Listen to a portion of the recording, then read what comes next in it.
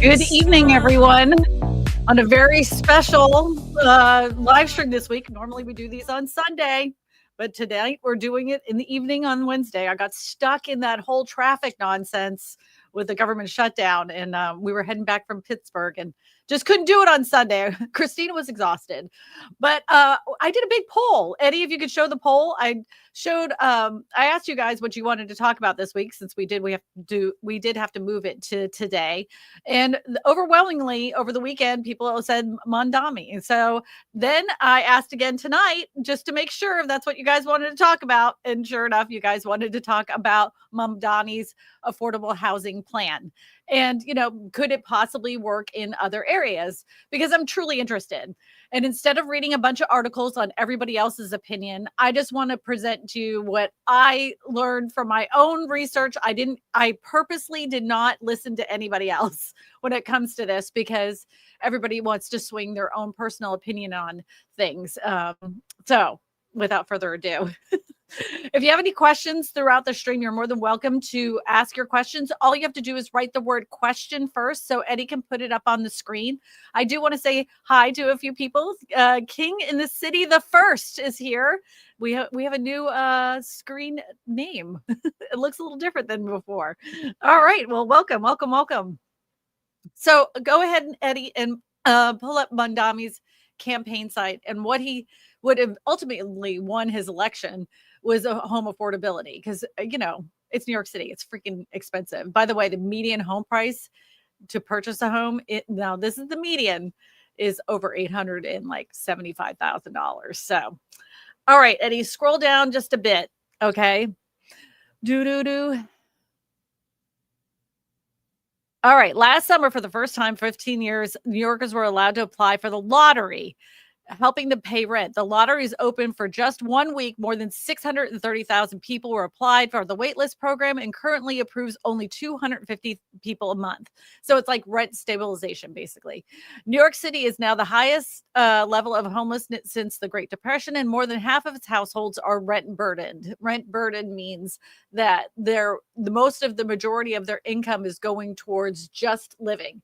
And that's not unique to New York, by the way. There's many areas that the people are very rent burdened, because most of their income is just going towards housing. We need significant affordable housing, but for decades, the city has relied almost entirely on changes in zoning code to invite and shape the private development, with the results that fall short of its promises in the housing that doesn't get built, often out of reach of working families who need it the most. So I want to hit on this first. So he's saying because of, it takes too long because of rezoning. New York is in a unique position because of the fact of the amount of red tape that it has to go through. So I was looking at other states that have some affordable housing plans, and ones that worked and ones that didn't. San Francisco was one that has been trying to do some bond money type of development, meaning that they have incentivized builders with grant money to build these houses. It's not going as quickly as they wanted to, but Texas in the Austin area has implemented almost the identical policy, and they've been a lot more successful because of the fact that they do not have the same kind of red tape, meaning the permitting process, the amount of regulations that they have to go to before they ever even scrape the land. Like, for instance, in California, it can take 10 years before a house is ever going to be built. Any kind of apartment complex, anything, because it has to go through these series of hands before anybody's ever allowed to bring a bulldozer to scrape the land. They have to do all extensive surveys, extensive voting, extensive permitting process, lots of soil tests, all these things that make it take way too long.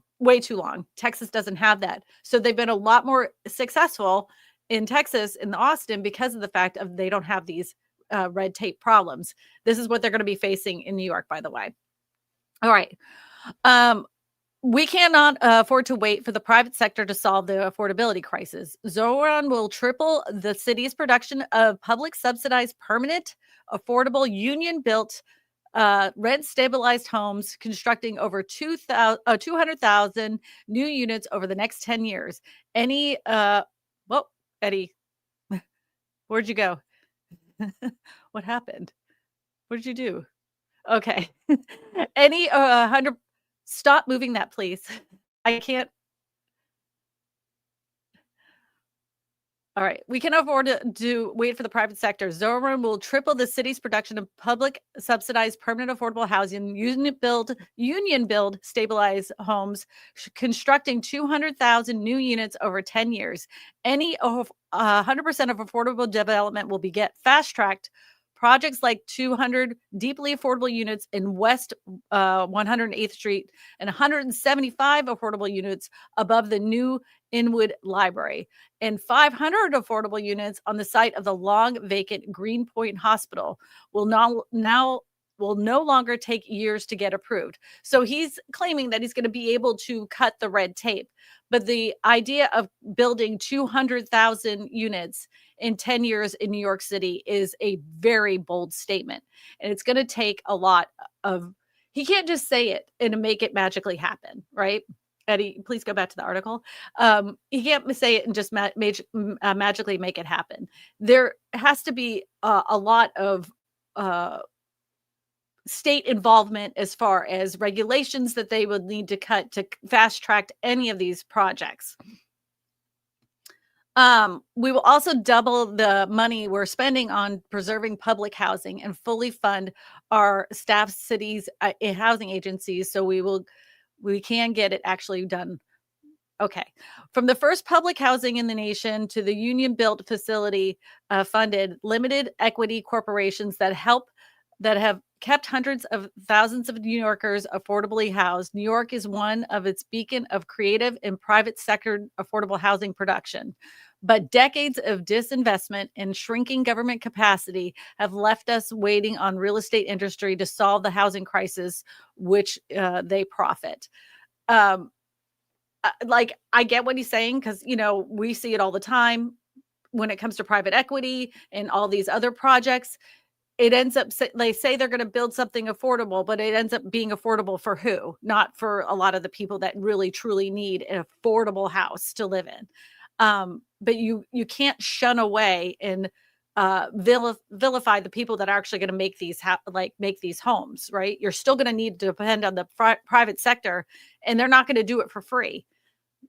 So as the mayor, and now he's elected, Zoran Mamdani will triple the city's production of publicity subsidized, affordable, union built, rent stabilized homes, creating 200,000 units over the next 10 years.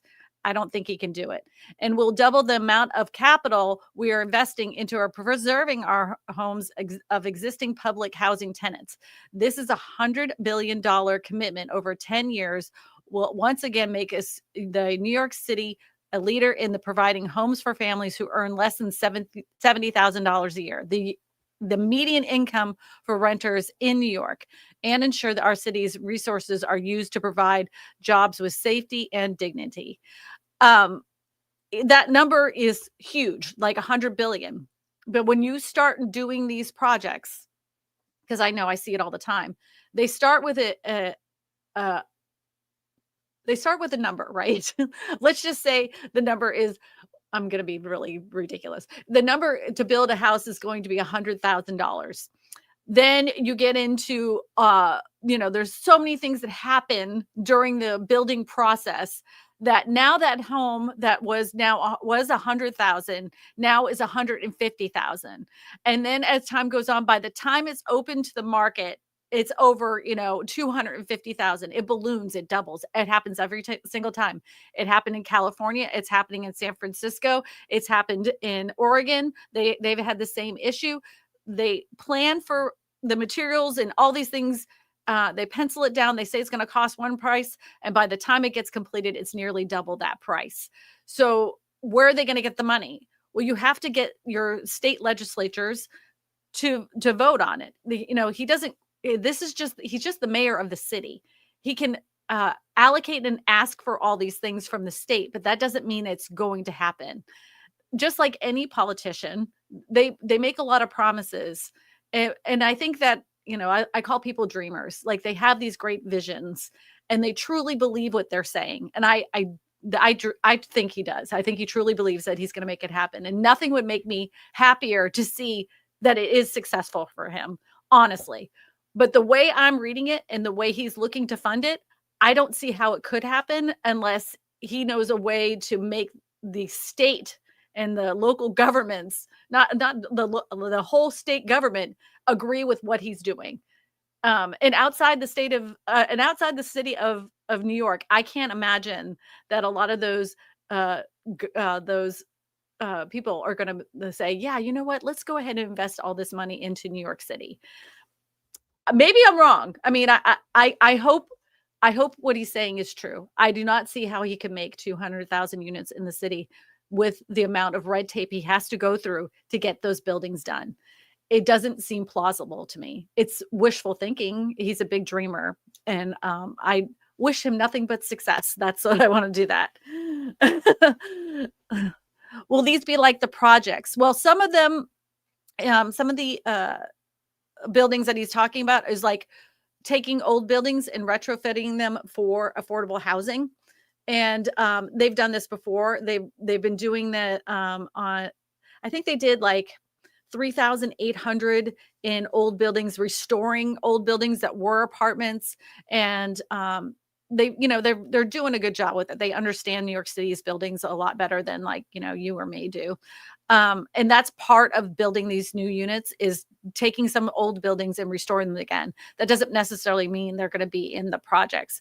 Now, speaking that you say that though, I will tell you that Blackstone took over an area that's the projects, and they're licking their lips. They're really happy to take on this project out of New York's hands, and they're going to be the ones that take over that area themselves. I'm not necessarily happy about that, but who am I to say? Who am I to say? Yeah. Question: how was your visit in Pennsylvania? Hope you found some moving solutions. My visit to Pennsylvania was lovely. The weather was lovely. I got to, believe it or not, in the city of Pittsburgh, I actually saw I saw wild turkeys, and then we saw wild deer, which I never thought you would see in the middle of a city, but boy, was I wrong. So I can honestly tell you, I've lived in the rural part of Louisiana, and I've probably seen maybe 2 deer in the whole time I've lived here. And we saw 4 deer while we were in Pennsylvania. So they have a huge deer population there, I think. Yeah. So I will say this. Pittsburgh is an extremely affordable city to live in. I was overwhelmingly shocked how affordable it is. So and it has a lot of public transit. So if you're looking for an affordable city, take a look at Pittsburgh.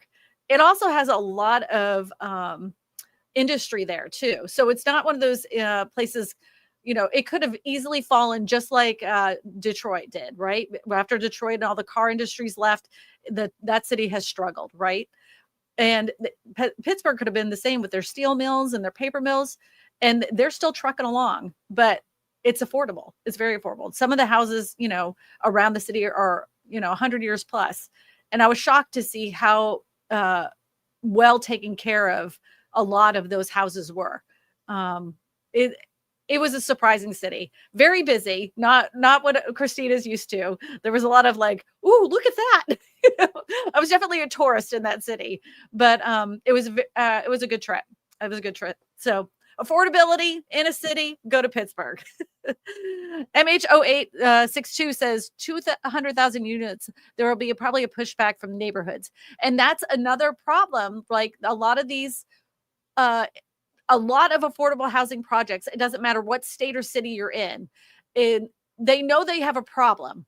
And so the politicians make these solutions, but then the community votes against it. And that's what happens a lot of times in California too. That's a lot of the red tape, is that you have to go through all these different community meetings in order to discuss what's going to be happening with these and how they're going to be treated and what's going to happen with traffic. And that's why I always tell you guys, go to your planning and zoning meetings so you understand what's actually happening. So Raven Kitty in 1960 says, it sounds like these aren't going to be single family homes, but large high-rise apartment buildings. Yes. So you're going to remember this is a city, right? So people are very used to living in apartments. They're not looking for single family housing. This is definitely for, quality apartments. Now, I don't know if you know this, but a lot of the apartment complexes in New York City, I follow a guy on there on TikTok. They'll create an apartment complex, but a portion of that apartment complex is for affordable housing. So it's like rent stabilized apartments in a really nice apartment building themselves. So it doesn't, it isn't, the whole building isn't affordable housing, but they will make like so part of the building, luxury, then another part, mid-range, and then it will be rent stabilized apartments, just to kind of balance it all out. MH0862 says, and those massive buildings will be an eyesore. And that's another thing though, like they have to meet the planning and zoning. They can't just build boxes and think that they can get away with that. They were able to do that in years past, and you see what happened to those. Most of them have been torn down. You can't put a box building next to, architecturally beautiful buildings. It will be interesting to see what happens. I just don't think it can happen. How about making affordable housing nationwide, stop inflation, and go back to reasonable priced apartments and houses? Wouldn't that be lovely? And you know what? That goes into my next thing I want to talk about, and that is the 50-year mortgage. So I don't know if you saw the headlines. I'm sure that you have, but there has been talk about the 50-year mortgage. This is not new. This has been out for quite some time. And believe it or not, there already is a 40-year mortgage, but most people don't even look at that because they realize one thing. And I want to share, I want to share something. I'm going to show this on the screen, Eduardo. Hold on one second. Share screen. All right, here we go. All right, this is an amortization chart, right? So you know what happens if you have a 30-year fixed rate mortgage. The first 10 years, very little of your principal is being paid. That payment that you make, let's just say it's $1,000, maybe $100 of that $1,000 is being paid towards the principal to make the balance go down, right? And most people move every 5 to 7 years. So, they get a little bit by paying that, over that 10 years period of time, or they pay down the principal. But a lot of people are getting a lot of equity because the actual housing market itself has increased in price, usually around 3%. Some people even got a lot more than that, especially during the pandemic, and they were able to move. If you do a 50-year mortgage, and I heard it from another creator, and I thought this is the most brilliant way to put it. It's basically like renting with more paperwork and more responsibility. Nobody, to me, in my opinion, because I work in the affordable housing space, people are so desperate to find something affordable to live in that they'll get themselves into predatory loans. To me, unless you are very knowledgeable on how to refinance and use this properly, I think it's going to be used against people, and they're going to get in way over their head. Not only that, when you talk about affordable housing and the problem that we're in right now, it's because of the lack of supply of homes on the market today, right? We have a shortage of supply, shortage of a support of affordable homes. So now you're going to throw another loan product into the mix. And what does that do? That creates more demand because now people can afford that payment. That's what most people are looking at, right? They're looking at the payment that they're going to have to make. And if you'll see advertising everywhere. Oh, you can buy this house for, $1,000 a month. Well, $1,000 a month with a 50-year mortgage. All that's going to do is continue to drive prices up. It's just going to make prices go crazy once again. We do not have enough affordable homes on the market now. You add this loan product onto it, it's going to make home prices increase even more, especially in that affordable range where the bottom of your market is. Then all it's going to do is increase that price even more. It's a supply and demand. If you have more buyers in the market and the supply is shortened, that means that the prices are going to increase. This is a dumb idea. In the short term, it may sound fan-freaking-tastic. In the long term, it's going to bite us in the rear end. I think it's a bad idea. Now, there is some cases that I could see why somebody would do this for the short term and that they would refinance later, knowing that they probably paid nothing down on the principal and they're going to get themselves in a 30-year fixed rate mortgage. But I know how people are.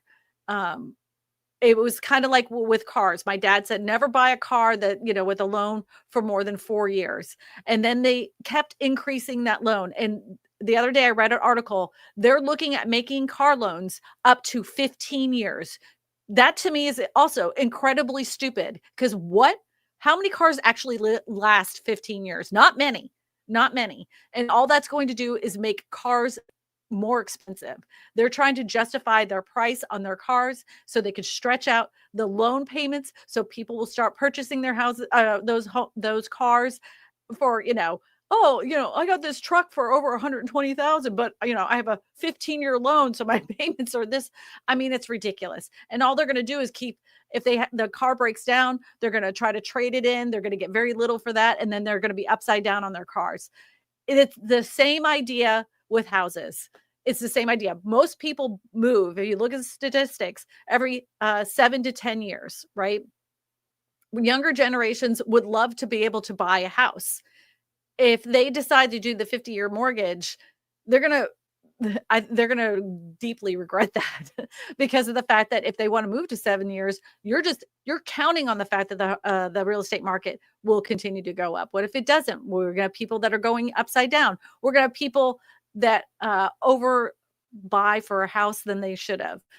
People will become house poor. I think it's a terrible idea. I think it's basically renting with fancy paperwork. That's my thought on it.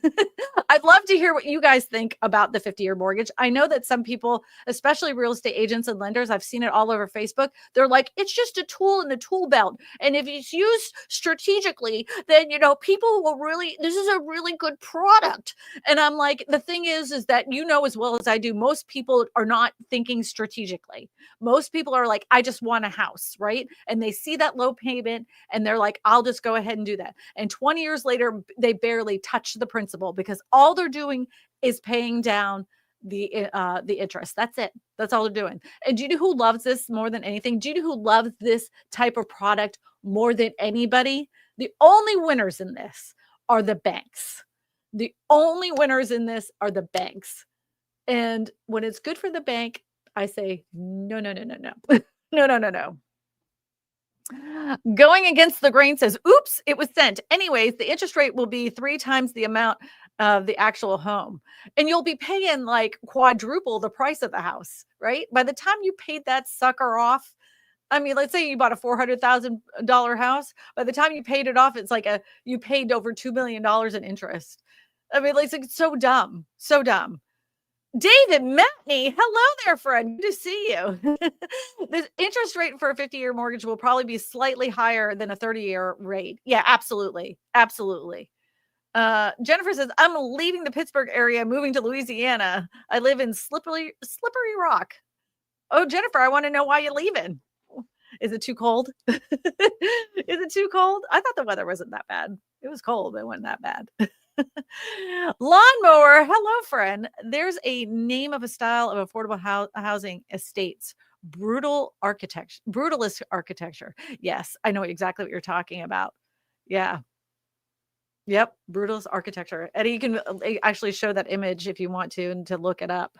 Look it up. What do you guys think about this new time that we did this week?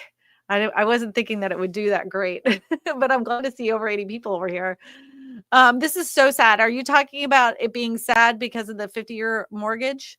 Or is it sad? Off topic. I like your glasses. Thank you. I was looking for these. I found them when I came into the office. I was wearing these other ones, because I can't see. I was wearing these. And these are great because you can see like over them. Because I can see a far away. I can't see close up. I used to think there was something wrong with my monitors. I kept telling Eddie, there's something wrong with these monitors. They're always blurry. It was my eyes. It wasn't the monitors. Thank you for the compliment. Thank you so much. I think that, oh, there it is. Brutalist architecture. That actually is a pretty nice image of brutalist architecture. We saw some in Amsterdam that were really cool. My brother and I, when we went there, they had some really neat buildings there. Proud Liberal 24 says, do you think the U.S. will become a renter state like Europe? Europeans are not really concerned about home ownership, but they have more rent control. The thing is that rent control can cause a lot of problems. And one of the other things that Mamdani was proposing is that forcing landlords to freeze rent.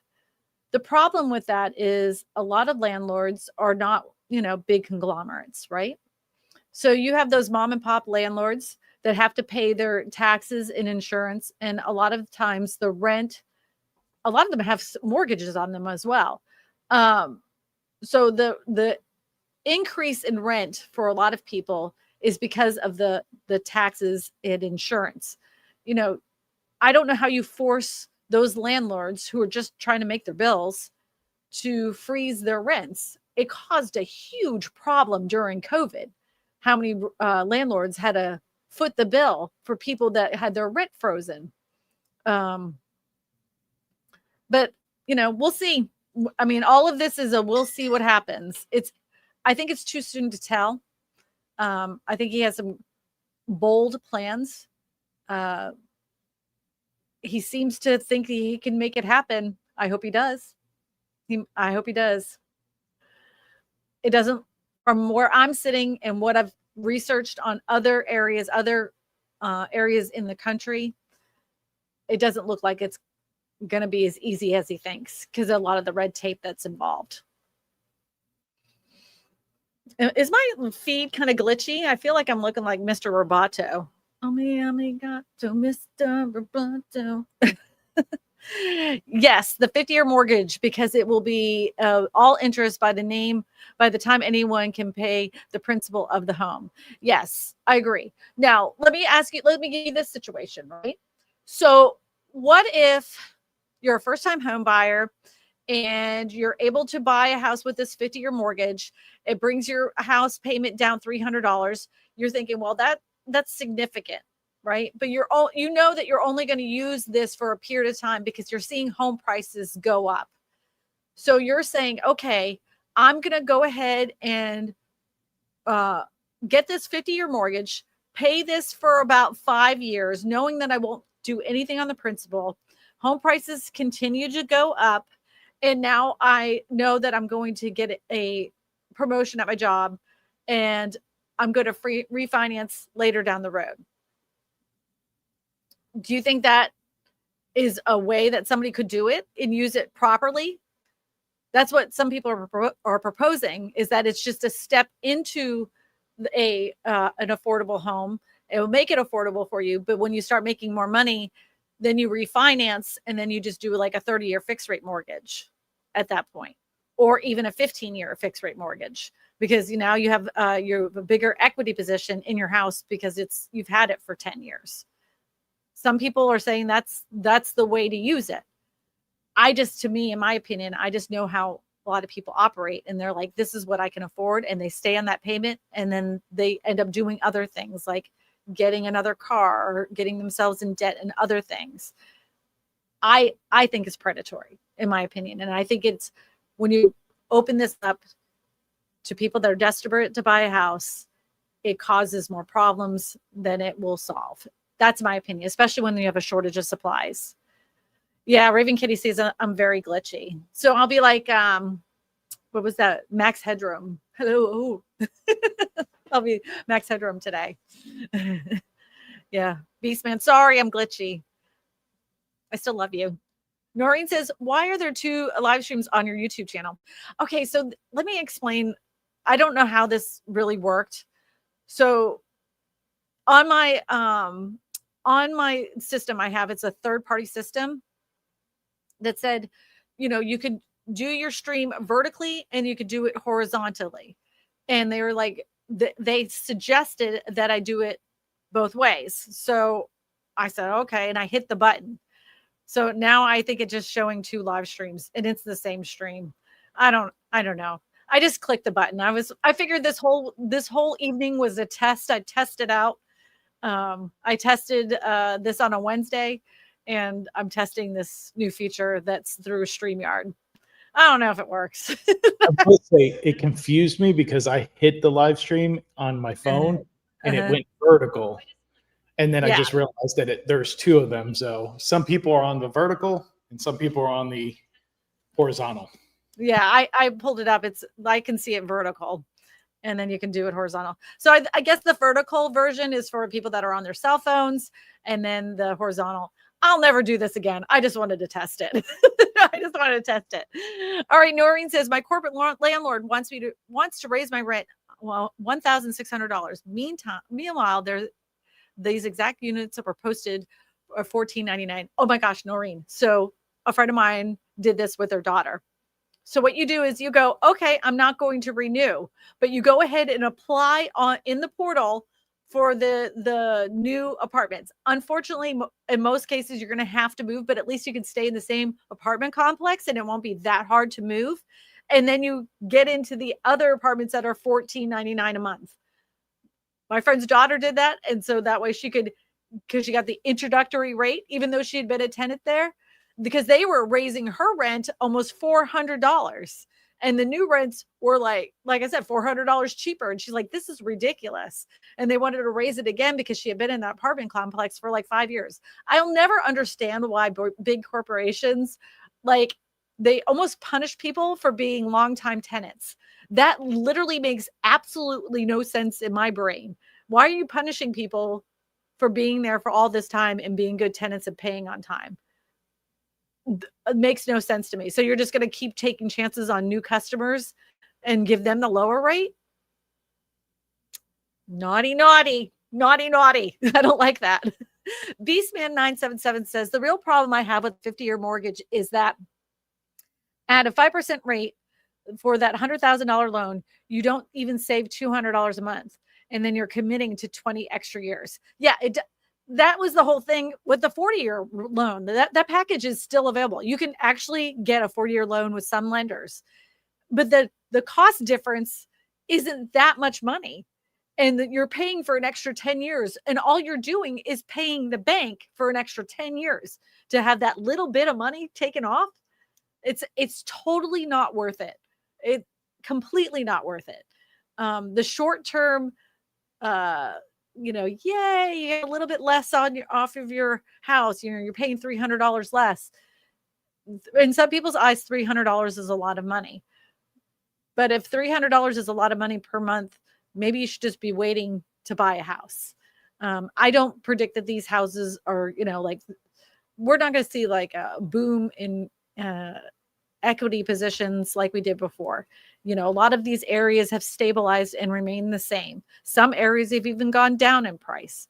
So, we could see, home prices start adjusting again and people catch up and be able to put down for a down payment on a 30-year fixed rate mortgage. FHA, all you need is 5%. I think it's a trap. If you ever think of that meme from Star Wars, with that squid man, he's like, it's a trap. Red says a 50-year mortgage proposal is proof he thinks working class Americans are less than smart. Right. But, there are people that are really saying this is a good idea. Now, I've heard it from lenders. I've heard it from real estate agents. I've heard it from even some financial advisors that say it's a good idea. But a good idea for who exactly? Who is it a good idea for? It has to be someone that's really understanding what they're getting into and what the strategy is for them to get out of it. Because I guarantee they're not going to be keeping that 50-year loan for 50 years. There's no way. No way.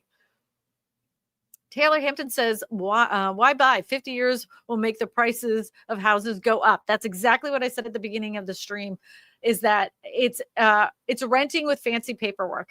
It's renting with more paperwork. That's all you're doing. I mean, that first 10 years, you're not touching that principal. You're not touching it at all. And then a lot of people move within 7 to 10 years. A lot of people do. The statistics show that they do. So they now have, and then somebody said, well, then you'll have a stabilized payment.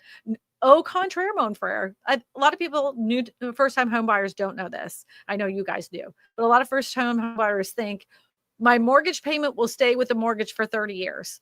They don't realize their escrows are in there. So whenever your insurance goes up and your taxes go up, that means your payment goes up, right?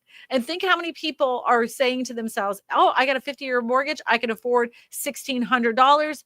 Oh, that's awesome. And then they think they have the $1,600 loan for the next 50 years. And then they get that first increase in your insurance. And my insurance over the last 5 years has gone up three times. It tripled in price. And that would make their payment go up even more. And if they were on a tight budget to begin with, you know what I'm saying? Like, I don't think it's a good idea. Yeah, I don't agree with that. Eddie, you already showed this comment earlier. I think the other thing too is, I think now that we're seeing less and less home buyers get into the first-time home buyers get in the market. The ones that are first-time home buyers, it's over 40 years old. The average age, or is it the median age? We'll just leave it at that. But it's 40 years old. When back in my day, when I was growing up, I thought I was behind because we bought our first house when I was 28 years old. And the median age at that time in 2003, not that long ago, in 2003 was 25 years old. So in that very short period of time, now it's gone up to 40 years old. Prices are way out of whack because we don't have enough supply of homes for first-time home buyers. We just don't have that. Now, there are some people, some experts that say that, people just need to hold tight, that we will see a wave of more affordable homes hitting the market as baby boomers have left this heavenly earth. And they call it the silver tsunami. They have been calling this now since, how long have I been making videos? Since 2015, I've been making videos, and they said in 2 more years, we're going to see a silver tsunami. And then 2 more years, in 5 more years, we're going to see a silver tsunami. And now here we are in 2025, and we're not seeing a silver tsunami. Instead of them selling off or getting rid of their smaller homes, they're just buying more homes. And I think that a lot of boomers are very wise in the fact that they're probably going to not just sell their house, they're probably going to give it to a family member in order for them to have an affordable place to live. And just know that like 44% of people don't own a mortgage. They don't have a mortgage at all. So they may be even given that house. So we may never see a flood of housing, affordable housing hitting the market because boomers have left the earth. I don't know. I know. That it was that Oracle, with the Oracle of Wall Street, that she called herself that. New York Times called her that, I think. I don't know.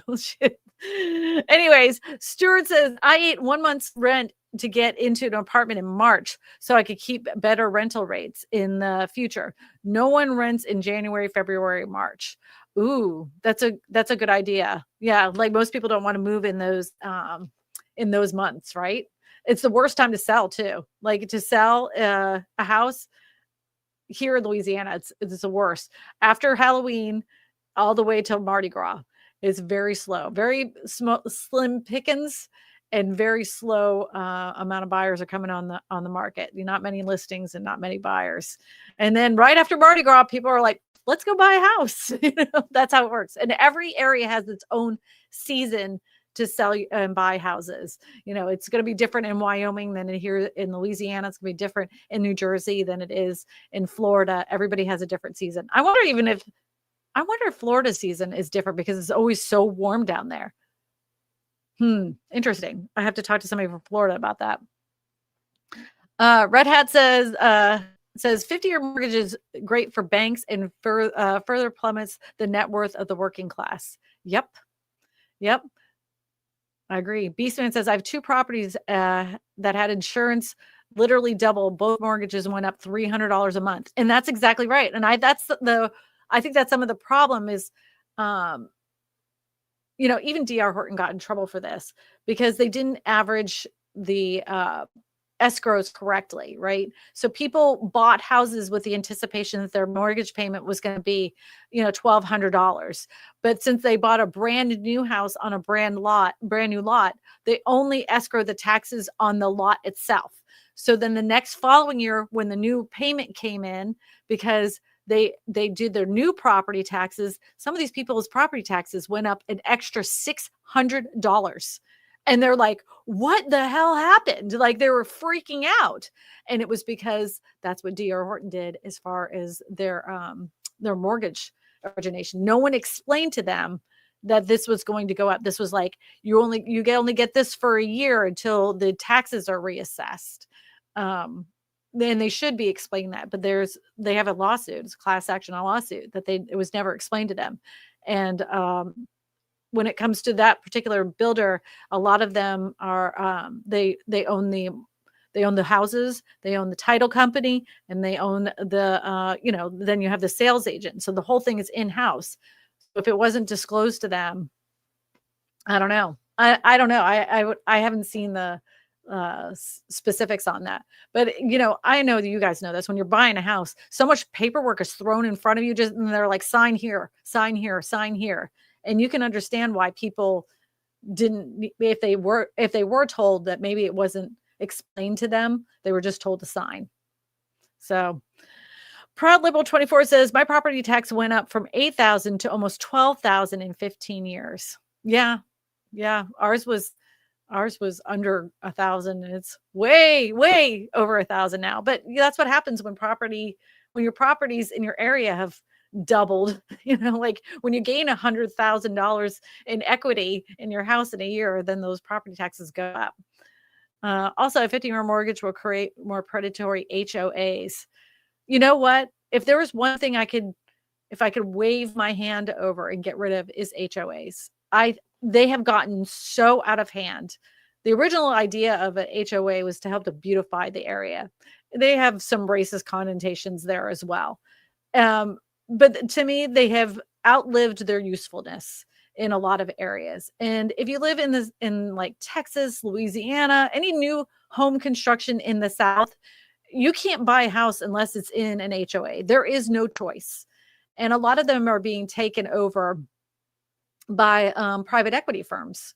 And their whole goal is to fine you to death, right? And they love to levy and lean on homes and basically force you into foreclosure because you haven't paid their fees. And they will work against you to make sure that you lose your house, maybe a house that you've had for 20 years. And then because of this HOA lien, all of a sudden they're going to go ahead and foreclose on you and, buy it up for cheap. And then they go and turn it into a property management company, and then they rent it out. And you may think I'm talking out of my rear end. It literally happens all the time. All you have to do is type in HOA foreclosed on my house, and you're going to see story after story after story after story of HOAs doing just that. They fine people. That's how they make their money, is fining people. They don't make it from your association dues. They don't do that at all. They make it from fining people. And that's why they love them. Just one more way to get into the market cheap. D.R. Horton should have a lawsuit for poor building practices too. Horrible examples have been shared. You can go on any social media site and type in pretty much any builder and show exactly what the quality of work is, especially when with home inspectors. They show those particular homes a lot, but they're not the only ones, right? They're not the only ones. I'll just say this. If you were in the market to buy a brand new house and you are concerned about the home builder, just because it has a big name doesn't mean that it's necessarily bad. Because I lived in Texas, we had these homes that were being built, and it was a tract builder. And everybody said they're fantastic homes. And they were. We lived in one. It was really great. Then we moved to another state. And they were like, whatever you do not buy one of their homes. They're total garbage. They have the worst, it's the worst. So you have to really be careful by what you see and read. Find out specifically for your area what the builders are like. I'll leave it at that.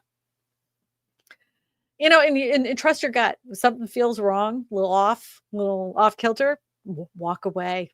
Walk away. Because a lot of those big builders, they don't even ask for a deposit, or if they do, it's very little, like $500.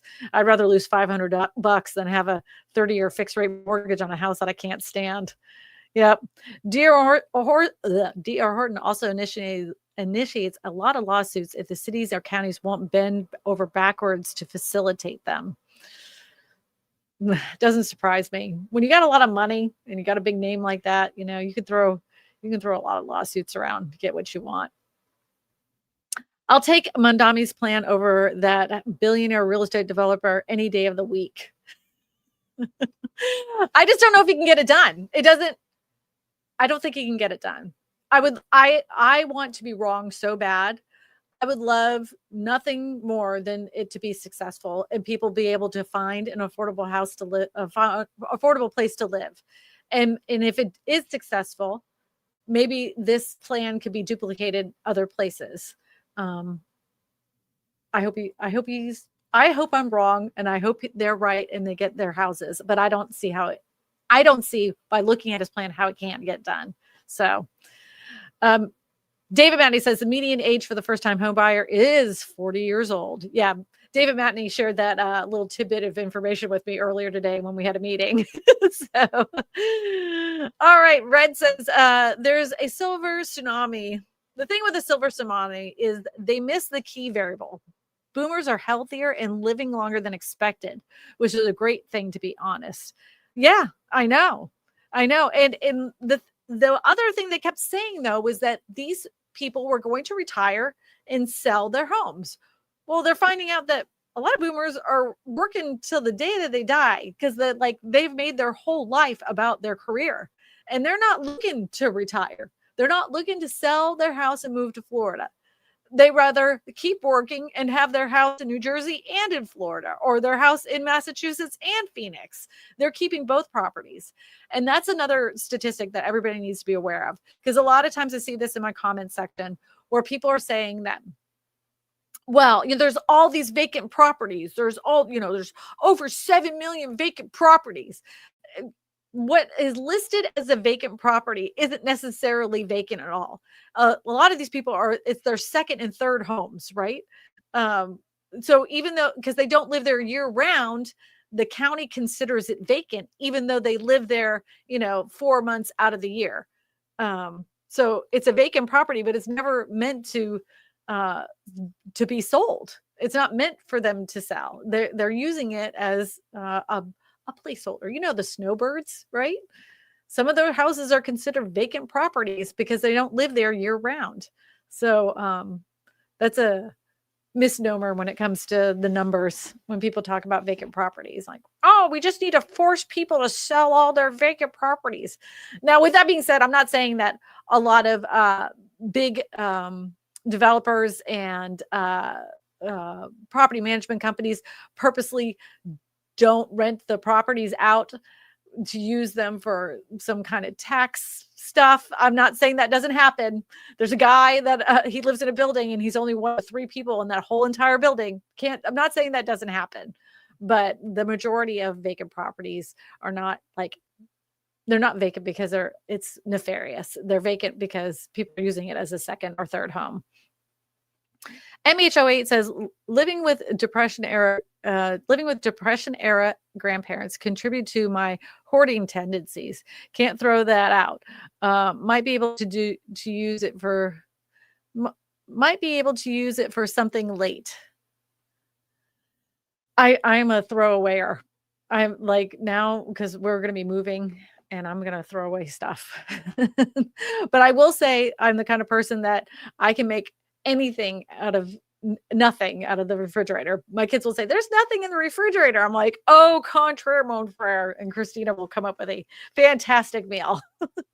And I learned that from my Depression era grandparents. Man, they may have been broke, but boy, oh boy, they could cook.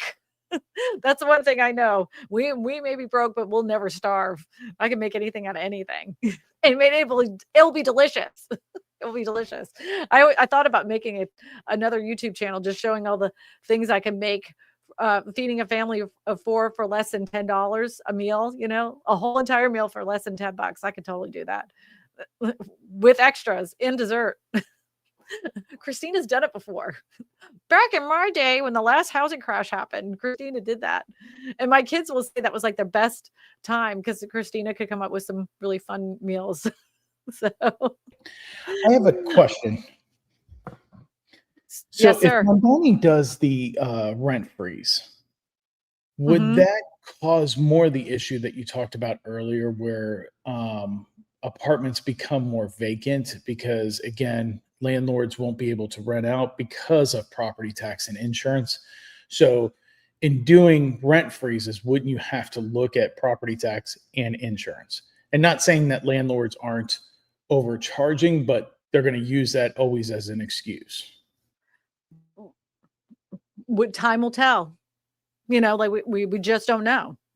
We really don't know what the repercussions are and how people are going to react. Now, I love everybody always says this. There's going to be a mass exodus of people leaving New York City because of all of this, because they don't want to be, taxed, right? So they're saying that, all the wealthy people, because they don't want to be taxed, are going to flee the city and go somewhere else. If there's anything I know about people that have been longstanding New Yorkers, and people correct me if I'm wrong, but I'm telling you what, if somebody lives on Fifth Avenue and they're going to have to pay more money, do you think they want to lose that status of living on Fifth Avenue? Absolutely not. I don't see a mass exodus of people leaving. It makes for good headlines. I'll just say that. Like people always talked about the mass exodus of people leaving California. Well, a lot of that was because of industry, and it wasn't nearly as mass exodus as they advertised. If it was, then there would be more affordable housing available to people in California, and that still does not exist. So don't believe the hype. Don't believe the hype. All right. I just turned 30 last week, and I don't see how I can own a home anytime soon when rents are $2,000 on average. Okay, so this is what I'm going to tell you. I want to ask you this. Do you happen to live in an area where you could buy a little piece of land? If you do live in an area that you can buy a little piece of land, I'm going to suggest to you to find out if you can put something on there temporarily, like a tiny home, right? And the reason I'm telling you this is you can get your piece of land and work that piece of land up until you're able to, buy it or finance a house, because land pretty much stays, it doesn't go up in value like it does with a piece of property on it, right? So you can get yourself a land loan and start doing improvements to that piece of land over time. So that way you have an investment that belongs to you that isn't going to lose value, right? It's not going to gain a lot, but it'll always, it will pretty much remain the same, if not go up a little bit. The more you add as far as improvements to that lot, the more your equity you're going to add to that piece of property. It's not like revamping a bathroom or putting a new roof on a house. These are things that actually are very, like you can be rest assured if you put a $5,000 water system in there to get water to that piece of property, you're going to get that money back. Those improvements are always good, especially with like electricity, light poles, all that kind of thing. And you can slowly work on that piece of land until you're ready to build.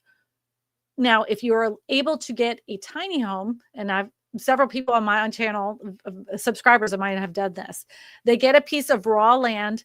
They work overtime to get, the improvements done on it. And then they put a tiny home there as a temporary dwelling area. and they live there for about 5 years, which is so much cheaper than paying any kind of rent. And now they're at the point of either A, they're buying themselves a manufactured home. About half of them do that. And then the other half are building themselves their first house. Now they keep that tiny home, for other things in the future, but they have that to start off with. So it's just like, it's a step into real estate. It's not going to be your dream home right away, but it was a hell of a lot cheaper than buying, than renting. And then, it's an investment into their future.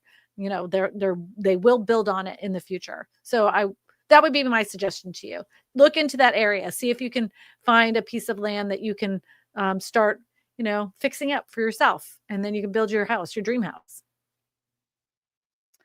Ta-da! I actually have a builder that I'm going to be showing on this channel that builds very affordable housing.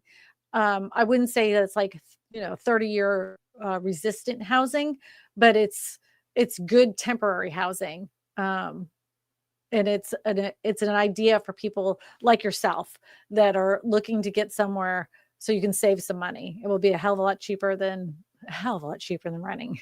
So rent control does lower the value of the unit, and it could lower the property taxes as value is based on the amount of rent available to collected is lower.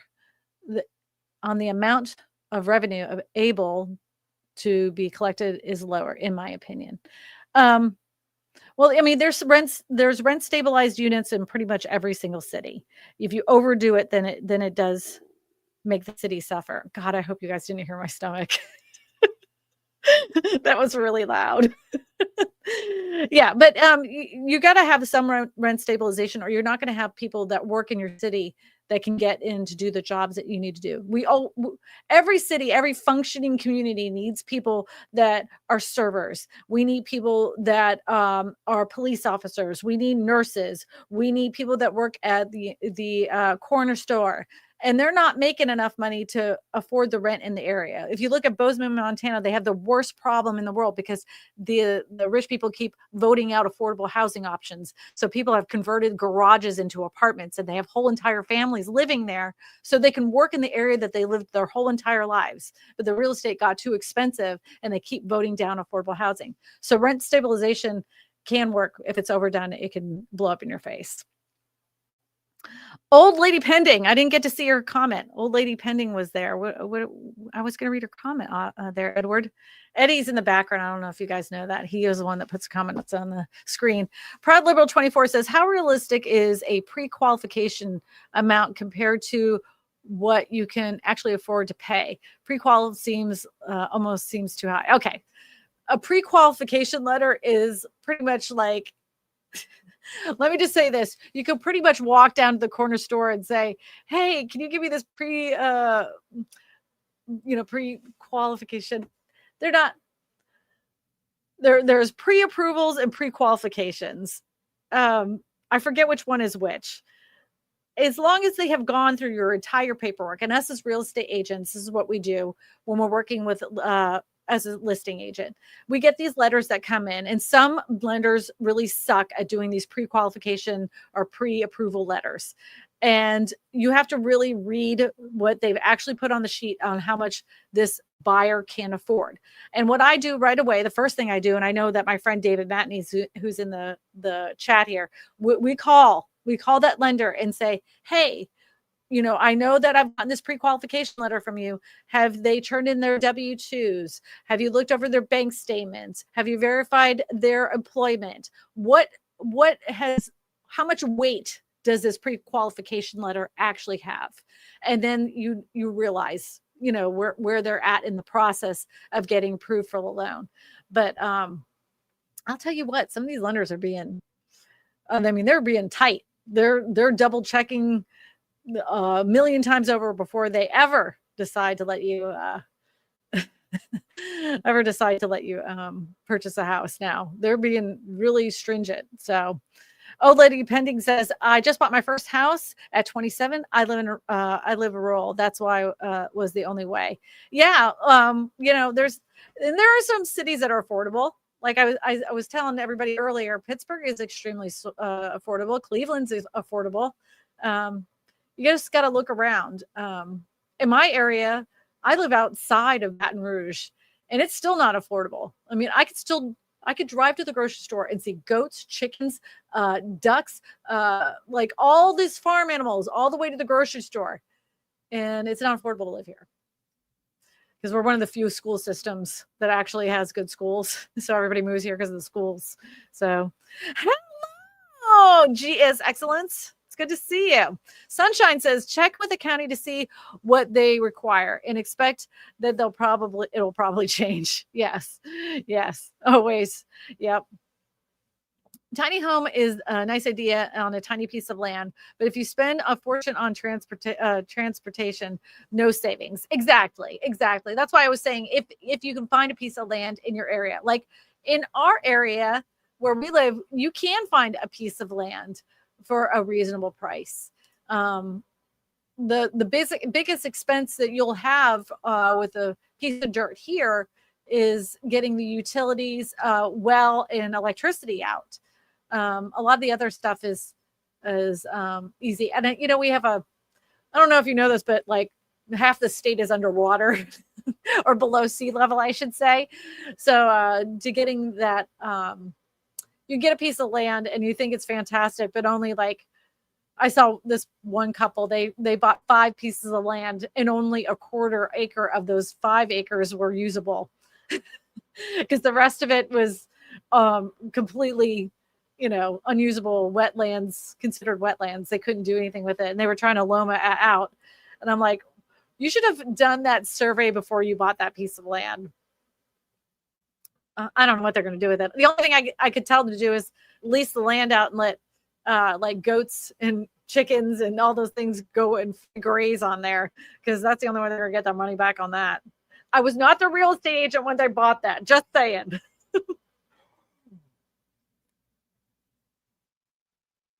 Oh, David Matney has a good. All right. David Matney says a pre-qual is like a waitlisted, is like the wait listed on my driver's license. A pre-approval is like stepping on an actual scale. Yeah. Pre-quals are, I don't know. they're crap. And like some lenders are really good about the pre-qualification or pre-approval process. They'll have a checklist to tell you exactly what they've done with this specific client to show you how they come up with the number that they're approved for. But a lot of them don't. Some of them are very lazy. And the biggest names in lending tend to be the laziest. All right. Are these housing solutions helping or making things worse? So the question was out there from the poll, and it says the answers I gave were just political headlines. 25% of you said that. Overwhelmingly, though, 37% of you said it's too early to tell. Too early to tell. And I agree. I think it's too early to tell. I'm cautiously optimistic. I don't think he can do what he says he can do. 18% of you only says that only helps banks and developers. I thought that was going to be higher.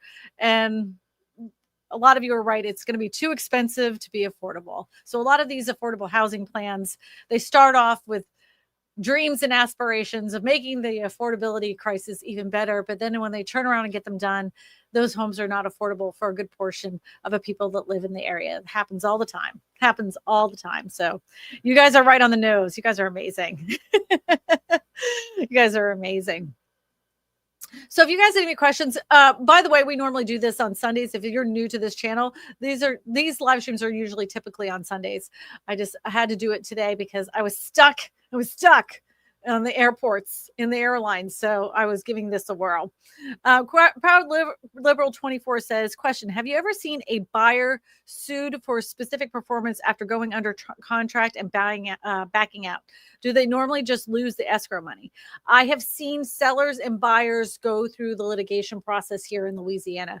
Now, every state has something a little bit different when it comes to how you address this. Our deposits here in Louisiana are not like other states. our deposits are so small. They're like $500 to $1,000. And a lot of times I've seen in the last like 3 to 5 years, they just leave the deposit part blank. They just leave it blank because the deposit becomes, it's not really, deposits here are just like, yeah, I'm going to do it. I don't know. They don't really work, but yes, I've seen them sue. I've seen lawsuits. I've seen buyers back out because of the last minute. So one buyer wasn't my client, but the buyers were there to buy their first home together. The new wife, by the way, only like married 3 weeks, found out the night before that the husband was had a little friend on the side and she wasn't going to sign anything. The sellers were already packed up, ready to move, and they sued the pants off of them. Now buyers can sue sellers too. I've seen this often where the buyers bought the house. They had an inspection. The inspector, did everything that they were supposed to do, but the sellers withheld information about the house that they knew that was pertinent. And in my situation with my clients, we were asked they were supposed to divulge everything that they'd done to the house. And the main thing they did to that house was they had the foundation repaired, and it was huge expense. And they never disclosed that to the buyers. Well, 5 years down the road, they're having a lot of problems with the house is leaking and everything. And they call a company to come out there, and they were like, we told them that this was going to be a problem. We said to them, we couldn't warranty this because this house is sinking. And so they sued the pants off of them. They won. The buyers won because they knowingly withheld information that was pertinent to the purchase of that house and the condition of that house. So, buyers have a leg to stand on too. That's why I always tell you guys, document everything, whether you're buying or selling. Make sure you keep all of that paperwork because you never know when you're going to need it again. You'd be surprised how many things lenders ask you for. So keep it all in a folder. Anything you have done to your house, like I do, I have like a term contract. Every time I get it done, that receipt goes in a folder. So the day that the people close on this house that are going to purchase it, I give them the whole entire folder, like a whole library of the whole history of the whole entire house. When I've had the hot water heater service, every time that I've had the air conditioning service, because I do that every year. Same thing with my whole house generator. Everything is documented and I give it to them. Here you go. It's all yours.